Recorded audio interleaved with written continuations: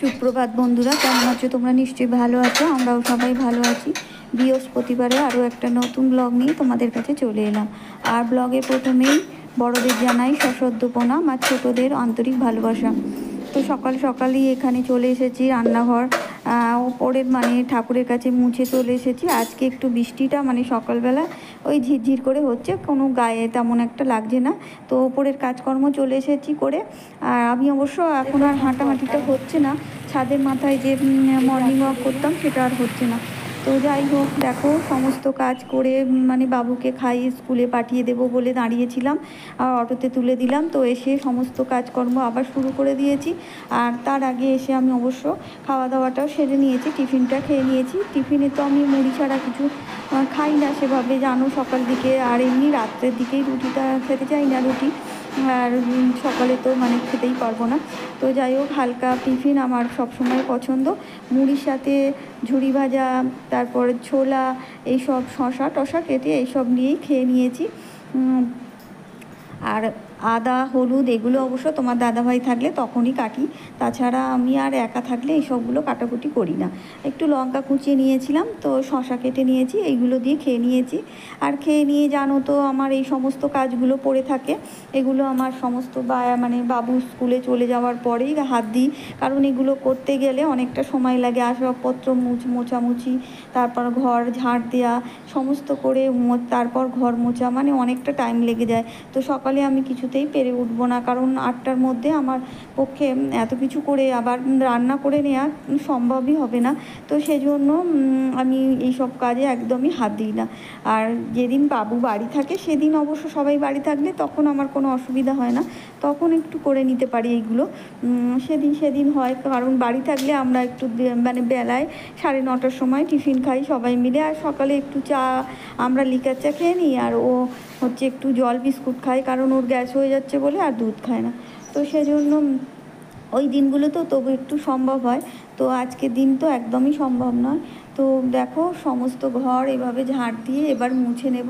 আর এগুলো আমার বাবু চলে গেলে এই সমস্ত কাজ করি, কারণ আসবাবপত্র মোছা, এত কিছু, দুটো ঘরে আসবাবপত্র আছে সেগুলো সব মোছামুছি, টিভি থাকে, সমস্ত মুছে, ফ্রিজ, তারপরে ডাইনিং টেবিলটা অবশ্য খাওয়ার আগেই মুছে দিই, কারণ ও তো খেতে বসে, ভাতটা খায়, জানো, আমরা বাড়ি থাকলে একসাথে বসে টিভি দেখতে দেখতে খাই, আর রাত্রেও তাই হয়। আর কিন্তু ও বা তোমার দাদাভাই স্কুলে গেলে বা অফিসে গেলে ভাত খাওয়ার সময় কিন্তু আমি টেবিলে দিয়ে দিই। তো এই সমস্ত কাজকর্ম করে চলে এসেছি একটু পিছন দিকে, ওই আনাজের খোসাগুলো ফেলতে এসেছিলাম। তো ফেলতে এসে দেখলাম যে অনেকটাই বেশ এই শাক, বর্মা শাক আর কলমি শাক হয়ে আছে। আর আমরা 3টে মানুষ, তো 3জনের জন্য একটু পেঁয়াজ দিয়ে ভাজলে বেশ ভালো লাগে। তো ভাবলাম একেবারে তুলে নিই, কারণ এখন যা ঝিরিঝিরি বৃষ্টি পড়ছে সবসময়, তো এই শাকগুলো সমস্ত হেজে যাবে। তো সেই জন্য একটু শাক তুলে নিতে চলে এলাম। তোলার ইচ্ছা ছিল না, ওই আনাজের খোসা দেখছো চারিদিকে পড়ে আছে গাছের গোড়ায়, ওখানে ফেলতে এসে দেখছি যে অনেক ডগ বেরিয়েছে। তো ডগগুলো না কেটে নিলে না পোকা ধরে যাবে বা এই বৃষ্টিতে নষ্ট হয়ে যাবে। আর শাক তো এমনি কিনে খাওয়া হয় খুব কমই, কারণ আমাদের এমনি গ্যাস ট্যাস হয়ে যায়, তো শাকটা আমরা একটু কিনে কমই খাই। আর কিনে আনলে দেখবে খেতেই হবে সেদিন। এই তো গাছের শাক আজকে না করলে, আজকে তো করব না, কারণ আজকে আমার রান্না হয়ে গেছে, দেখলেই তো। তো আজকে রান্না একদমই তোমাদের অবশ্য শেয়ার করিনি এখনও, আজকে রান্না হয়ে গেছে, সে রান্না আর কি, এইটা আর কি, শাকটা আর করবো না। আর শাক একটু পেঁয়াজ না দিলে দেখবে ভালো লাগে না। যাই হোক, আমার তো অন্তত তাই মনে হয়, একটু পেঁয়াজ বেশি করে দিলে আর একটু শুকনো লঙ্কা দিলে, তারপরে কাঁচা লঙ্কাও কুচিয়ে দিই, অবশ্য আমাদের বাড়িতে কাঁচা লঙ্কাও কুচিয়ে দিতে হয়, তোমার দাদাভাই প্রচণ্ড লঙ্কা খায়, তো সেইভাবেই করে নেব। আর পেঁয়াজ ছাড়া আমার একটুও ভালো লাগে না। এক এক দিন এক এক সময় অবশ্য বাজার থেকে আনলে নষ্ট হয়ে যাওয়ার ভয়ে পেঁয়াজ খেতে নেই, নিরামিষের দিনকেও করে নিই, কিন্তু শাকটা আমরা কমই কিনে খাই।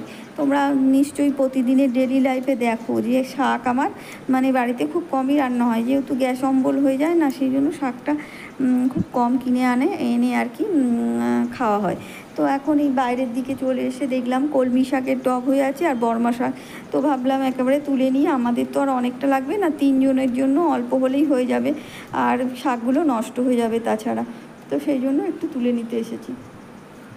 শাকগুলো তুলে আবার দেখো ধুয়েও নেব, কারণ বাইরে থেকে একটু ধুয়ে নিয়ে এসেছিলাম, কারণ নোংরা আছে। এখন বৃষ্টি হচ্ছে। সুপ্রভাত আর বলছি না, এখন হচ্ছে দুপুর হয়ে গেছে। শুভ দুপুর, শুভ দুপুর বন্ধুরা। তোমরা কেমন আছো? তো আমরা সবাই ভালো আছি, তোমরা ভালো আছো তো? আর আজকে হচ্ছে বৃহস্পতিবার। সকাল সকাল স্নান করে নিয়েছি, পুজো টুজো সেরে বাবুকে অটো তুলে যেমন দিলাম, দিয়ে তারপর খাওয়া দাওয়া সেরে নিয়েছি। আর অনেকক্ষণ পর তোমাদের সাথে আবার ভিডিও করলাম। অনেক কাজ থাকে, সেগুলো সব তো শেয়ার করতে পারবো না। তো এখন ঘর দালান সমস্ত মুছে নিলাম, আর একটু শাক তুলতে গেছিলাম বললাম, তো শাকগুলো জলে ভিজিয়ে দিয়েছি। কালকে হচ্ছে রান্না করব, আর রাত্রে কেটে রাখবো, কারণ আমার সকালে উঠে কিছুই হয় না। বাবু যদি বাড়ি থাকে তাহলে হয়। তো চলো এখন কি রান্না করেছি সেগুলোই তোমাদের সাথে শেয়ার করি। এ দেখো, সকালে হচ্ছে সোয়াবিনের তরকারি করেছিলাম, ওই ভাতের সাথেও বাবু একটু খেয়েছে, আর রুটির টিফিনেও নিয়ে গেছে, আর তোমার দাদাভাইও নিয়ে গেছে, আর রয়ে গেছে।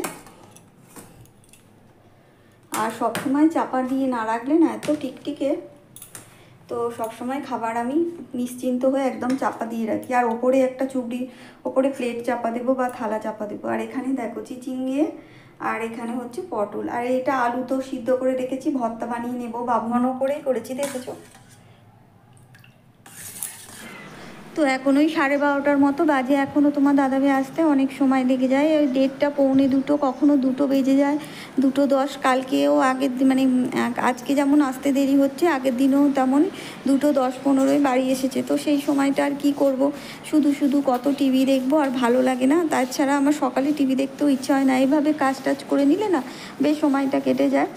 তো সেই জন্য ভাবলাম যে একটু বসে মানে 2-1টা কমেন্টের উত্তর দিচ্ছিলাম, তারপর ভাবলাম যে এই কাজটা পড়ে আছে, সে কাজটা করে নিই, কারণ এখনও আসতে 1 থেকে 12:30টার মতো বাজে এখন।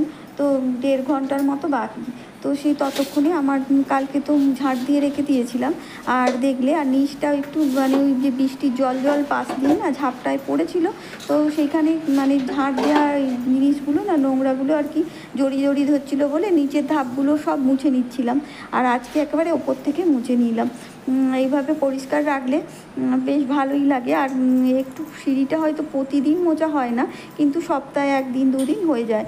তো না মুছলে তো আবার এদিকে চারিদিকে নোংরা হয়ে থাকবে, আর আমরা তো ছাদে সবসময় ওঠানামা করি, সেই নোংরাগুলো ঘরে দাবায় সমস্ত ভর্তি হবে।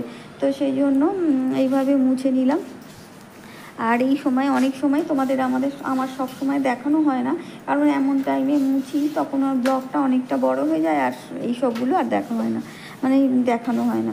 তো সেই জন্য আর আমার কোনো মোছার নেই। আমি অনেক সময় ওই 3টের দিকেও মুছি, হয়তো একটুখানি খাওয়া দাওয়া করে রেস্ট নিলাম, আর তোমার দাদাভাই তাড়াতাড়ি চলে এসছে, তখন আবার একটু 3টে 3:30-র দিকে তখন কি করব বলি, একটু ভাল লাগছে না সব সময় ঘুমাতে, কারণ আমার ঘুমটা না খুব কম। এমনি আমি দুপুরবেলা বেশি 5-10 মিনিট হয়তো শুয়ে থাকি, আর খুব শরীর টরীর খারাপ করলে তখন আমি 15-20 মিনিট ঘুমিয়ে পড়ি। তাছাড়া আমার ঘুম খুব সজাগ। বাবু রাত্রেবেলা মানে উঠে ও ধরো 12টা পর্যন্ত পড়ে, আর ধরো একটু যদি শুয়ে হয়তো ঘুমিয়ে পড়লাম টিভি দেখতে দেখতে ওই 11টার দিকে, তারপর আমি 5-10 মিনিট ঘুমিয়ে আবার উঠে পড়ি। আর যখনও মানে কখনো যদি ঘুমিয়ে পড়ি না, ও একবার মা বলে ডাকলে আমি সঙ্গে সঙ্গে উঠে পড়ি। তো আমার ঘুম খুব সজাগ। এমনিতে আমি সবসময় ঘুমাতে পারি না, আর সেই জন্য সবসময় আর শুয়ে থাকলে না আমার ভালো লাগে না।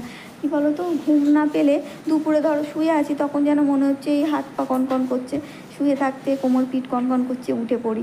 উঠে একটু হয়তো টিভি দেখলাম, তারপর আর ভালো লাগছে না, অন্য টুকটাক কাজগুলো সেরে নিই। তো এইভাবেই চলতে থাকে, আর কি করা যাবে।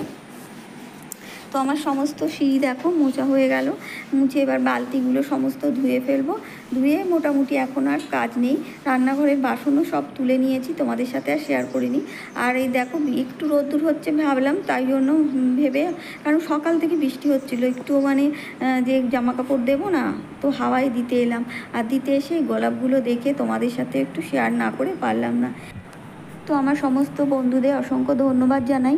তবে একটা কথা, সমস্ত বন্ধুরা সাবস্ক্রাইব করে আবার সাবস্ক্রাইব কেন কেটে নিচ্ছ? যাদের পছন্দ হচ্ছে না আমার পরিবারে এসো না, তাহলে আমিও তোমাদের পরিবারে যাব না।